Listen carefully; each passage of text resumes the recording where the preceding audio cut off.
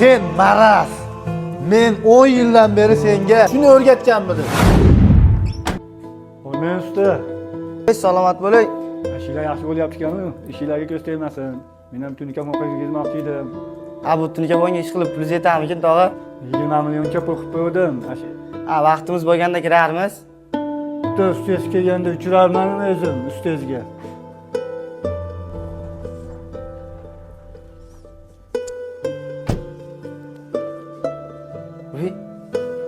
Ey yigitlar.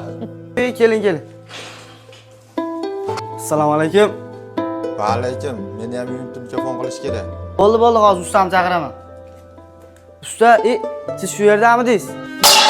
Sen maraz. Men 10 yildan beri senga shuni o'rgatganmidim. Odamlarning usti boshiga, mashinasiga qarab muomala qilishdi. Men kuzatib turibman. Damasda kelgan odamga qanaqa muomala qilding-yu, qimmat mashinada kelgan odamga qanaqa muomala qilding? Siz shuncha yilgi mehnatim. Senga shuncha hunar o'rgatibman-u, lekin muomalani, odob, axloqni umuman o'rgatmabman. Ayb o'zimda. Bugundan boshlab endi senga nafaqat hunarni, odob, axloqni ham senga bugundan boshlab o'zim senga shaxsan o'rgataman. Tushundingmi?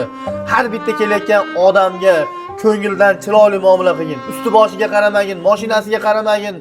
Faqat assalomu alaykum deb chiroyli muomala qilib, ishlari bo'lsa, qanaqa ishi bo'lsa ham kirib ishini bitkazib berishga harakat qilgin.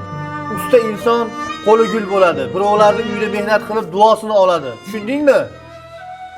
Tan olinglar ustalar, shunaqa shogirdlar ham yo'q emas.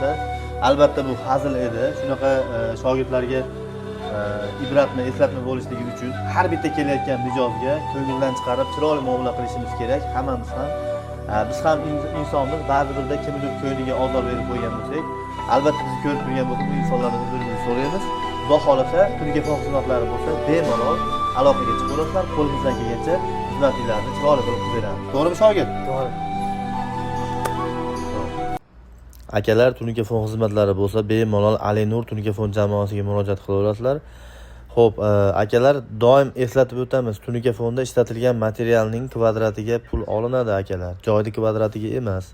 Buni aytishimizning sababi tunikani bukilishi, qaralishi, ustma-ust qatirilishini hisobiga tunika joyning kvadratini ko'proq ketadi akalar. Mana bu xizmatimizni Namangan viloyati Norin tumani To'dada xudo xolasa qilib berganmiz akalar. Xizmatimiz sizlarga manzur bo'lgan bo'lsa, bitta like bosib, kommentariyada o'zingizlarning fikringizni qoldirib ketinglar akalar. Videolarimizni o'tkazmasdan oxirigacha ko'rayotganlar uchun hammaga rahmat deb qolamiz akalar. Salomat bo'lasizlar, rahmat, omad ishlaringizga. Sizlar ham tez orada mana shunaqa xonadonlarga chiroyli tunikafon qildirishlarni tilab qolamiz. Assalomu alaykum.